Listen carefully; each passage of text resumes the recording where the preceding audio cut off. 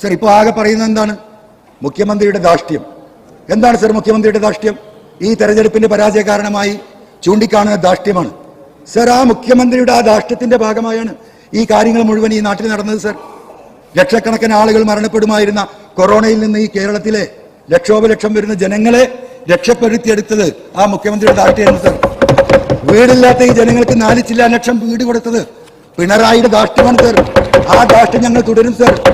ആശുപത്രിയിൽ മരുന്നില്ലാതെ ഈ രാജ്യത്തെ പ്രൈവറ്റ് ആശുപത്രികളെ മാത്രം സമീപിച്ചിരുന്ന ഇടത്തരക്കാരും പാവപ്പെട്ടവരുമായ മനുഷ്യർക്ക് എല്ലാവിധ ചികിത്സാ സൗകര്യങ്ങളും നൽകിയ ഈ ഗവൺമെന്റ് ആ ധാർഷ്ട്യം, അതാണ് ധാർഷ്ട്യമെങ്കിൽ ഇനി ഞങ്ങൾ തുടരും സർ.